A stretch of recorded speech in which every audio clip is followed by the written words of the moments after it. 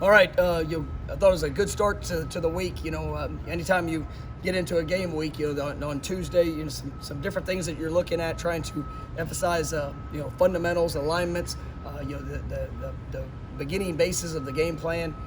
Wake Forest is a really talented team. They played really well the first 2 weeks of the season.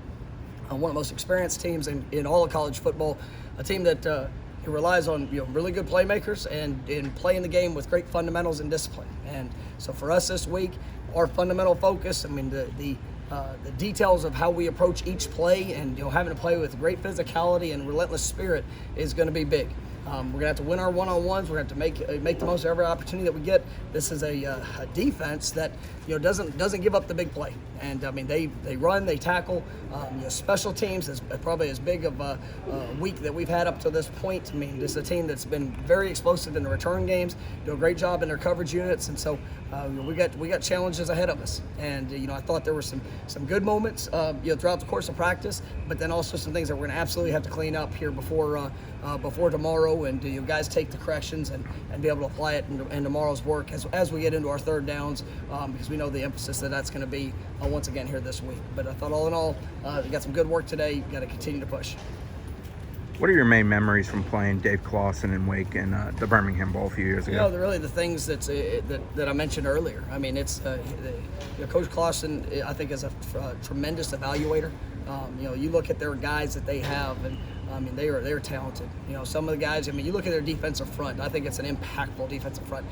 Some of their guys at D tackle are 6'1", 6'2", rather than maybe 6'4", 6'5". But those guys, they play big, they play strong, they play with great pad level and technique, with a relentless motor. They are impactful players. What they do, offensively, very unique, schematically. Just timing and tempo.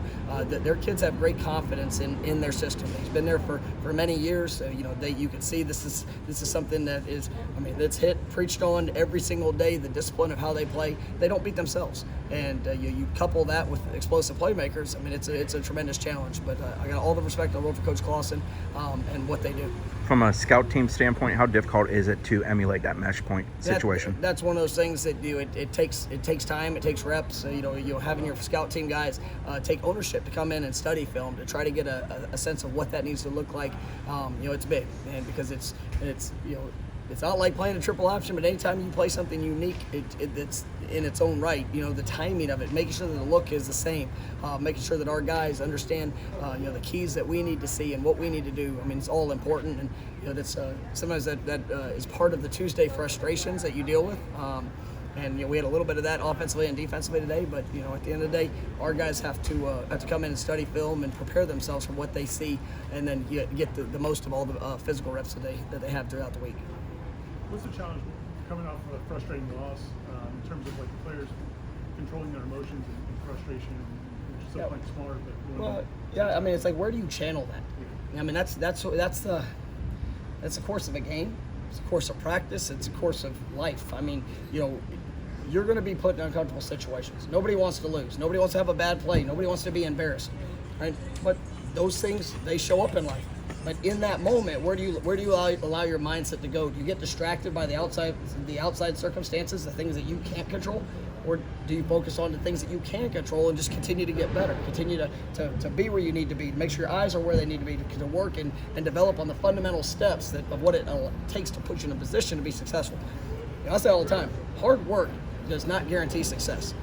Hard work just puts you in the best position to be successful. You have to apply those actions in the moment. And so that's one of the big things that we're pushing on. It starts at meetings this morning. How do you come in and sit in meetings? Are you on the edge of your seat taking notes? Are is fire burning out of your eyes to learn and to grasp that information?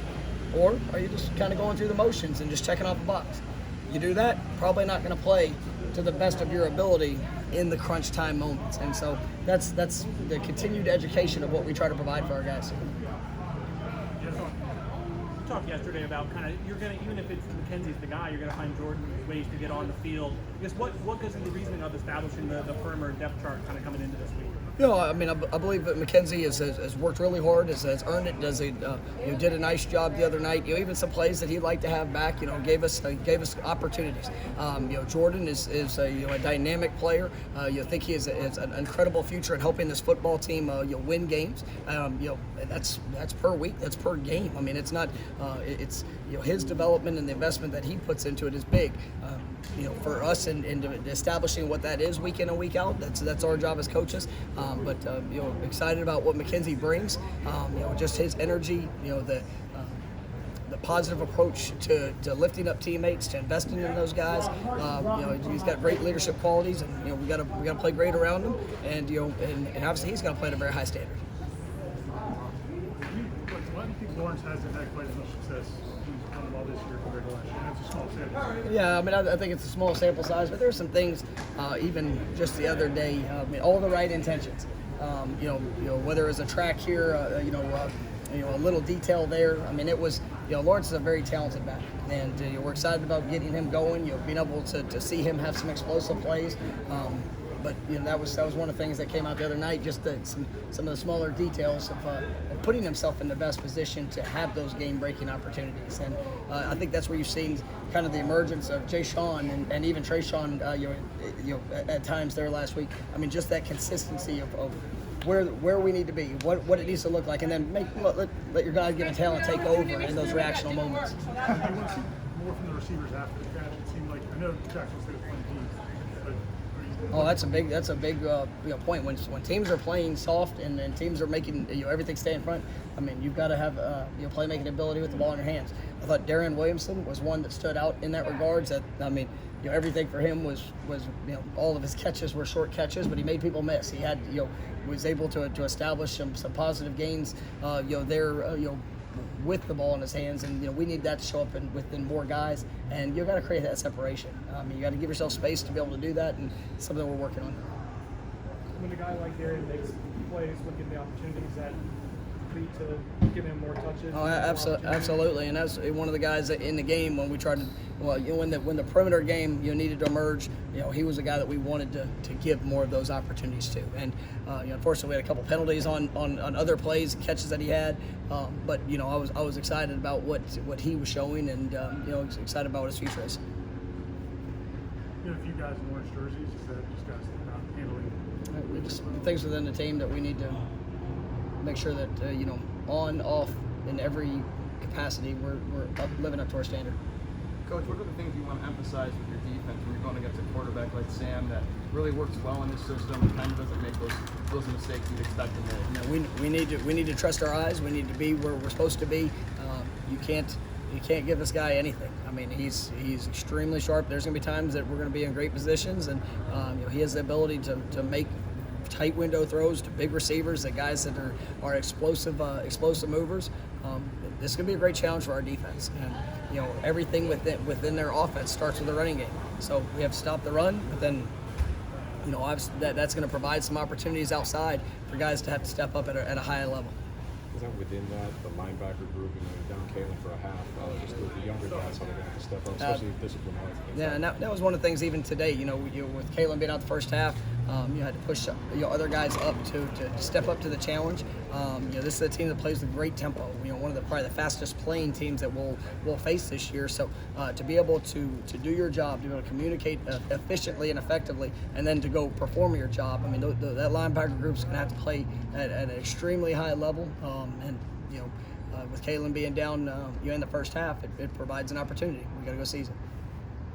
You mentioned the frustrations during practice. I mean, how much of that is just that single rep, or how much of it is where you guys are right now in the season, the urgency of this week? Say frustrations at practice? Yeah. Well, I live frustrated at practice most days, and so it's you always want more. You always want to push, and some of those things were the look that we were getting. Some of those things were the performance and where our eyes were.